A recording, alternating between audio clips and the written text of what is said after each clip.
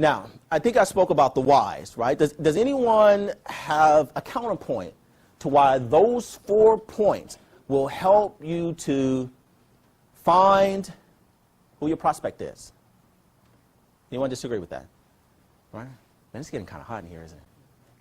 Okay, or is it just me? The second challenge is, how do you get in front of your target market? Okay? There are a few ways that you can find ways of getting in front of your target market. These are some of the few methods that we can use to get in contact with our target market. And getting in front of your getting in contact with your target market simply means, how do I get in front of my potential buyer so that I can have that conversation that I need to have, right? How do I get in front of them? How many of us use the phones? How many of us use email? How many of us text? How many of us go to events? Those are methods that you can get in front of your contact, right? But which one is better? Which one is better?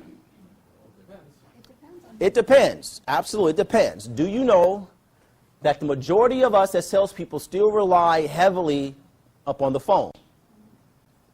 We still believe that that's the best means by which we can qualify a lead, by which we can close a deal. But do our prospects believe the same thing? How many of you do more texting than calling? Okay, I know Michael would. Why? Because Michael's in the demographics where people do more texting than calling. For the age ranges between 18 to 39, they send an average of 88 texts per day per 17 calls. So if that is your target and you're trying to call them as opposed to text them, what's the likelihood that you're going to get a response? Right? There was a survey done by Ring Central, and they stated that most people said that they will respond to a text. 72% of the people surveyed said that they will respond to a text faster than pick up a phone call or respond to a voicemail. Why? Because what happens? We typically, we're at an event, someone calls us, they leave a voicemail, we don't return the call. They text us, we respond back instantly, right? Doesn't matter where we are. We tend to do that more. So if we do that, right, what makes us think that our prospects, our buyers, are not doing that as well? So if you're relying upon, and John would attest, in our office we get up and we bang out the phones every day, but we also send out text messages, all right? So think about that. Now, you can't really see this, but this was a research done by Marketing Sharper. And this was, a question was asked. As a buyer, what do you prefer as the first method of contact from a salesperson? It's not text, it's not calling, it's actually emailing, right? Most buyers would prefer, and this is dealing with more B2B sales as opposed to B2C sales, okay? Most buyers would prefer the initial contact attempt to be an email. Then you can follow up with a phone call, a text, a visit. But 70%, over 70% of people responding said that I prefer that the first mean of contacting me as a buyer is an email. Okay? Now, where does social media come into that?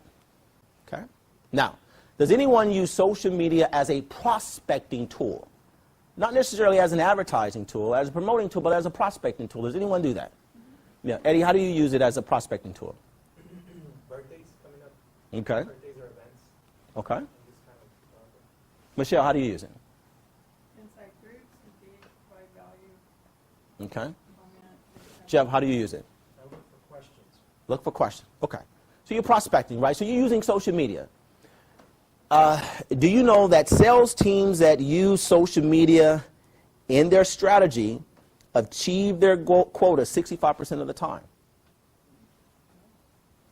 As opposed to sales reps that don't use social media only achieve their quota 45% of the time. And now you have more salespeople that are using in-mails on LinkedIn, direct messages, direct tweets, right? So there are other means that you can leverage social media as a means of getting in front of your potential buyer, right? So these are some tips to use, guys, right? Don't rely upon calling alone.